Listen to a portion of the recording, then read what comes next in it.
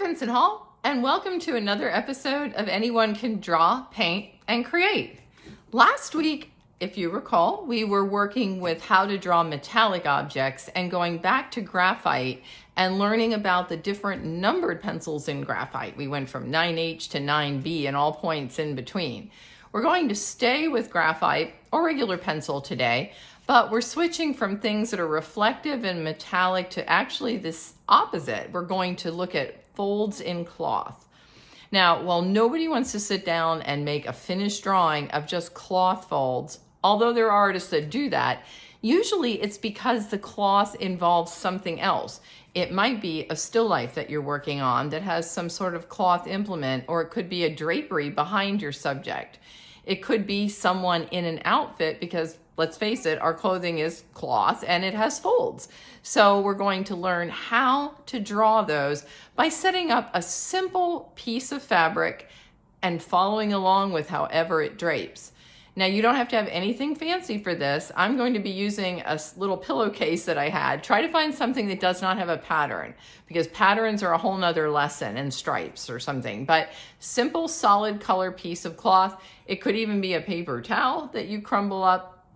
We're just looking to try to find folds in cloth.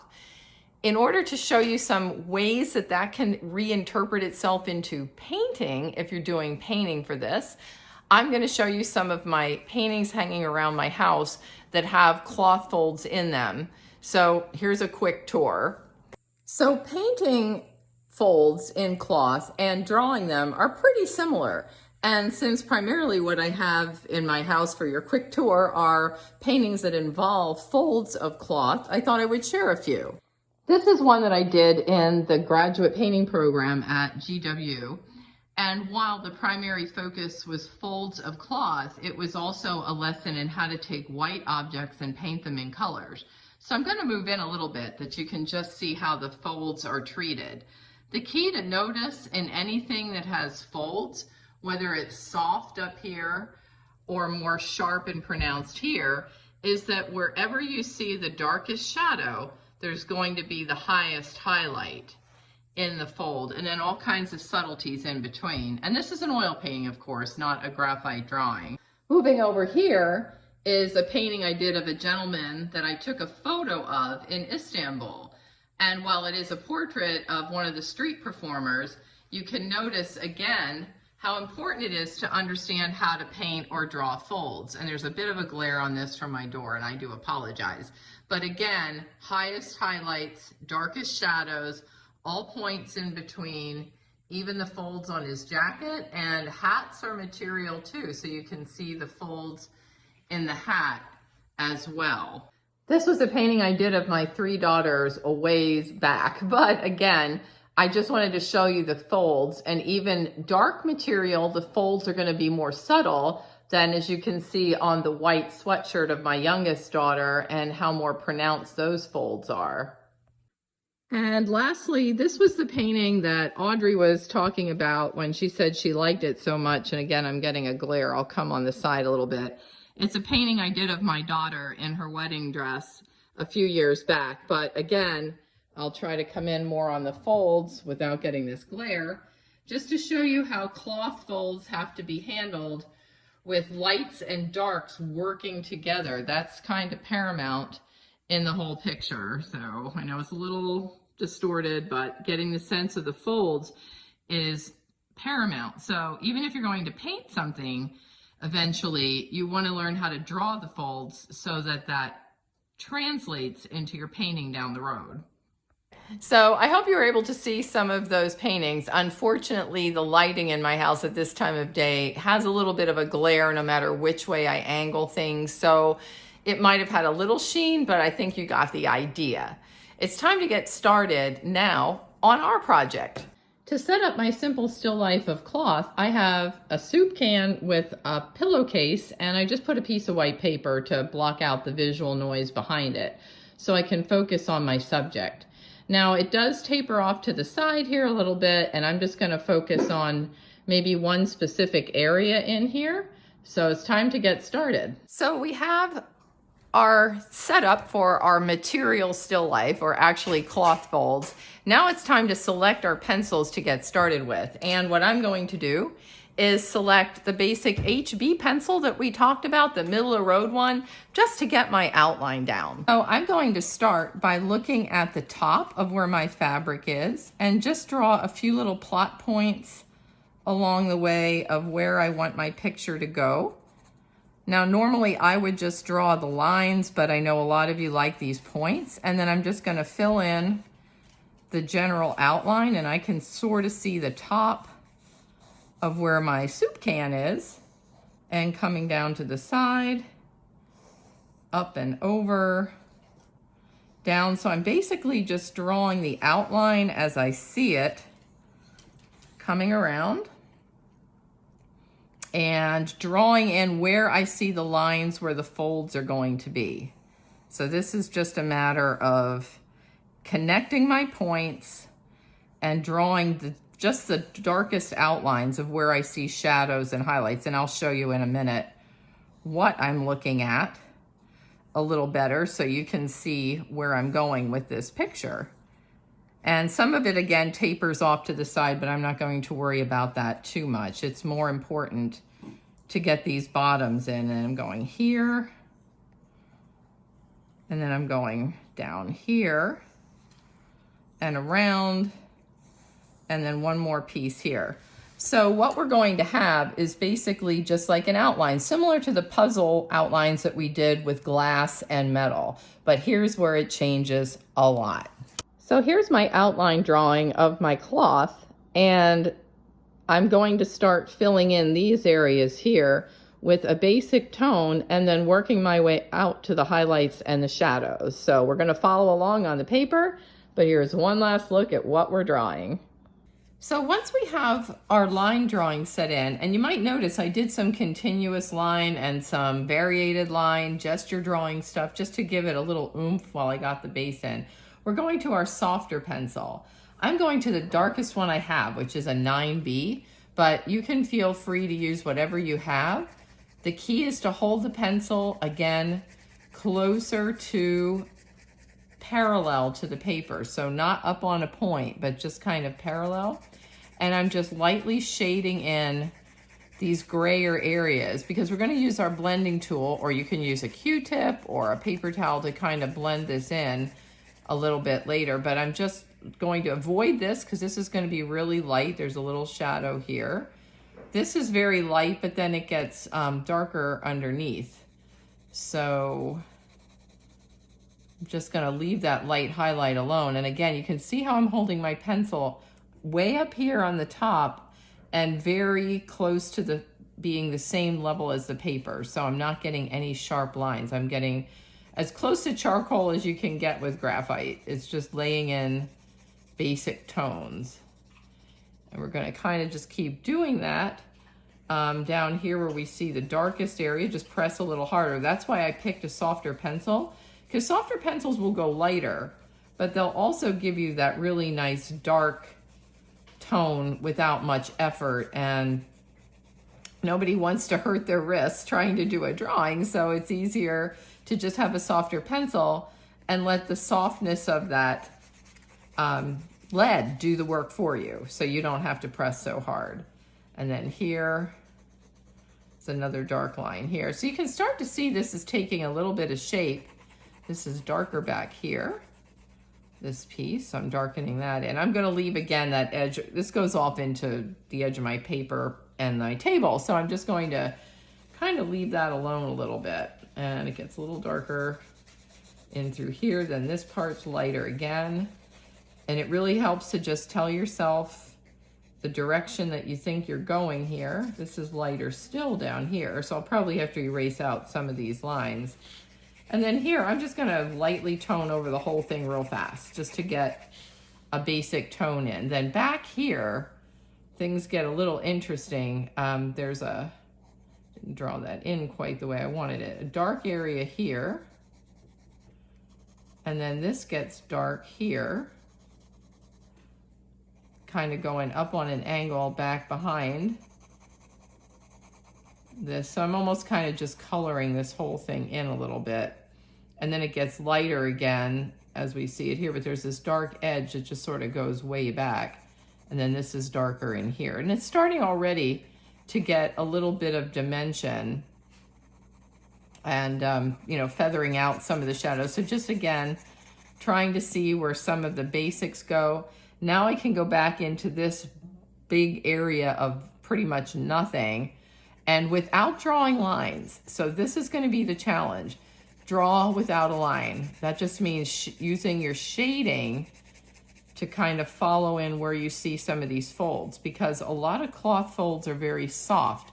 And if you have too many harsh lines, you're probably not going to be the happiest with the outcome. And this allows you to control where you're going. And it's also a really good warm-up exercise for any kind of drawing, is to just draw in the shapes and the three-dimensional form without trying to draw lines, but using the form dictate what you're seeing. It's harder than it sounds, but it's also a lot of fun. It can be. And it's very, very helpful in getting your drawing skills more on point. No pun intended, because we're not using the point for the pencil here much at all right now. And then there's a dark shadow right coming down here, but then that's really light. So again, it goes back to what we were talking about. The darkest shadows and the lightest highlights have a lot in common because they're usually next to each other. So here's what I have so far. There's not a lot of detail. That's going to come next, but I thought I'd give you a chance to get started, and I'm just gonna blend some of this in with my handy dandy blender, just going the opposite direction from the way that I toned in the fabric. You don't have to do this. This is just an option. I kind of like it softer, but some people might like those edges or the tooth of the paper. So feel free to do that. And you can see here, I'm not being real particular with this. I'm just going over it roughly. So, you know, Q-tip, you could use your finger if you don't feel like having graphite get all over everything else. So I don't recommend it, but I know a lot of artists that use their fingers in drawing, and sometimes that's the only tool that will work for certain tiny little areas. But I like these little blending stumps. They're just a couple of bucks and they're pretty cheap, but Q-tips again work just as well, as do old erasers, anything you can find that'll just kind of give a little bit of a blur. A tissue works great.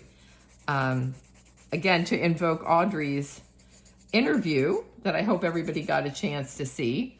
Audrey is using a tissue a lot of times in her drawings and paintings to blot out areas, as most true watercolorists will do, and she is definitely a true watercolorist and an advanced painter.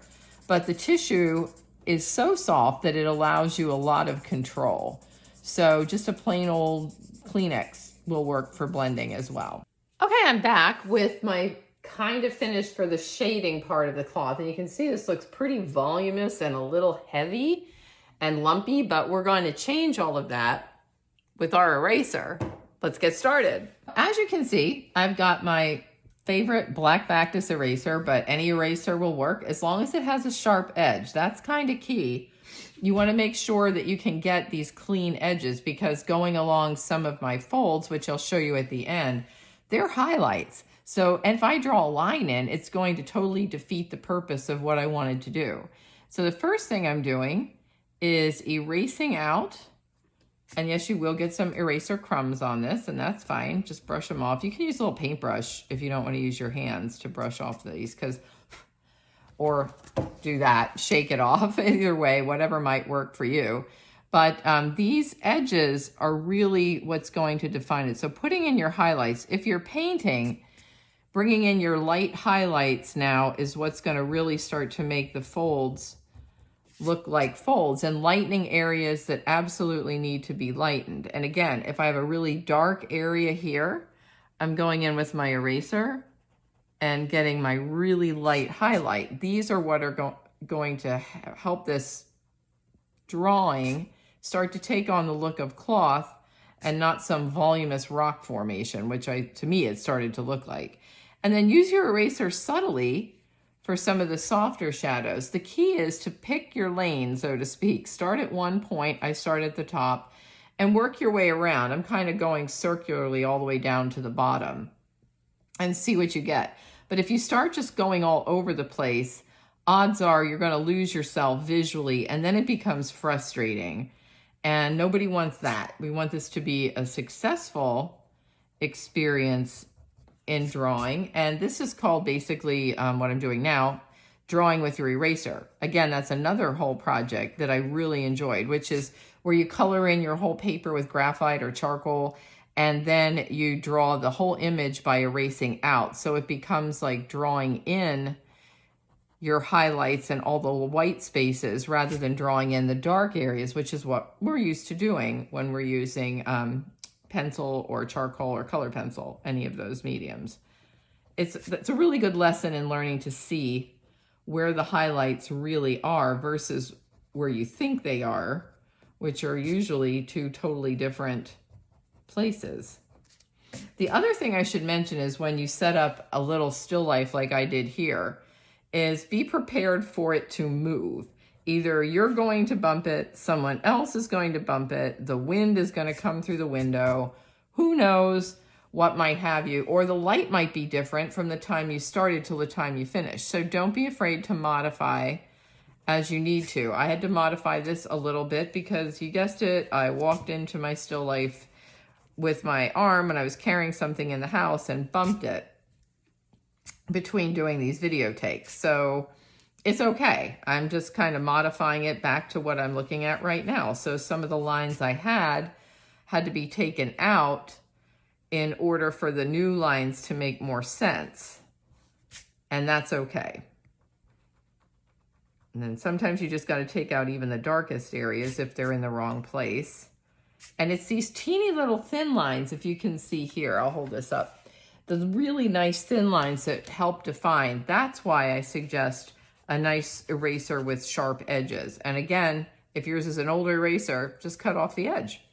Scissors work fantastically for getting some of these areas in. So let's see here. One of my painting professors at GW said, the last 5% of your work dictates 95% of your outcome. And I believe that's right. It's getting all the details in the finished area that's going to either make or break the work. But then again, I had another professor in undergrad school that said, you'll know in the first 5 minutes if your artwork is going to be a success or a failure. And if after 5 minutes, you're still laboring on how this is supposed to go and it's not working, start over. So, I mean, two schools of thought, and that's the beauty of art. For every person's opinion, there's another equally valid person's opinion. So take those for what you might. Okay, so hopefully you can see now some of the shadows and the highlights starting to come out. And this is where we go back to the pencil, but we're using not so soft of a pencil. So I am looking for my 2B. This is close to your regular normal pencil. It's not going to go too dark. It's not going to go too light, but I'm going to now use it perpendicular to the page. So you can see I'm holding my pencil up and getting a point and just going in where I see some dark shadows. Now, some people don't want to do this, and that's okay. I like to just add a little bit of line here and there. To me, it helps define. I wouldn't outline the whole thing, not at all. That's not where we're going with this, but just to kind of help define some of the areas that might have gotten a little bit too muddy when I erased out and got the graphite smudged kind of going everywhere. So these are just called little gestural lines, and they can taper off into nothing, which is what we want. And then we can see here.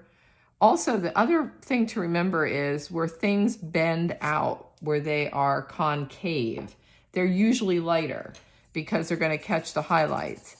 And then conversely, where things indent or are convex, like down in here, they're going to cast a shadow from whatever's above or below it. So that's another thing to be cognizant of when you're drawing folds. They kind of follow the rules of any other three-dimensional form when it comes to that. And I can see up here, I still need to go a little lighter. This is fun, and it doesn't take a lot of time. So don't be afraid to, give it a try. If you don't like it so much, try it again later. Try it with a different piece of cloth. Sometimes cloth doesn't want to cooperate with folding. It doesn't matter. Just, it's a good process. And again, if you're a veteran artist, seasoned painter, this is always a good warm-up just to do with your paintbrush and maybe one color paint, like burnt umber or something, some kind of neutral tone, burnt sienna, and just see what you can do with a neutral tone in paint and trying to get the idea of the folds in this cloth. But I think we're pretty much done. I just see one area here that needs to come down and go darker. So again, you know, it's a process of looking and getting this edge a little darker right here. Sometimes things just got a little smushed too much by my blending stump, though, or tortillon, because this has 2 points, so technically it's a tortillon. And then once I do that, of course, I have to go back in with the eraser and get now this fold a little bit better where I have it here. And let's see, I see this here, this here. It's amazing what you do and don't see, like the first time around. It's easy for your left brain mind to just kind of fill in the blanks for your right brain, but your right brain has to eventually kick in and see what's really there, or you're not going to have a successful outcome. So that said, a trick is to turn it upside down. If you're looking at an object that you can also turn upside down, but I can't turn my soup can upside down, so what do? Well, I could look at it in the mirror, or I could hold it about 8 feet away and just see what really sticks out to me as not working. So getting away from your picture a little bit and then coming back into it, that will help. So I think that's what I'm going to do, and then I will be right back and we'll finish this up. Here's the image as best as I can get it here with my drawing and the cloth folds drawing. So hopefully I captured it reasonably well. Again, it's always up for interpretation, and the view I'm seeing is a little different than the view you're seeing right now. But again, it's all about technique and showing those simple little lines that give you the idea of a cloth fold. Alrighty, I think I finished. Here's my cloth, which also looks a lot like mountains. So I was thinking, if drawing cloth folds isn't your thing necessarily, but you like landscapes, there's not a lot of difference between the ridges and the folds in cloth and the way a lot of mountain faces look, especially ones that are a little bit smoother. We'll get into craggy rock texture later on. But there are a lot of correlations to other items, so don't be afraid to try this technique using the subject matter that you find most appealing. I hope you've enjoyed this week's episode of Anyone Can Draw, Paint, or Create. We'll be back next week with another one. Hope we're back in the Art Center sooner than later. But in the meantime, stay tuned next week for another episode of Anyone Can Draw, Paint, and Create.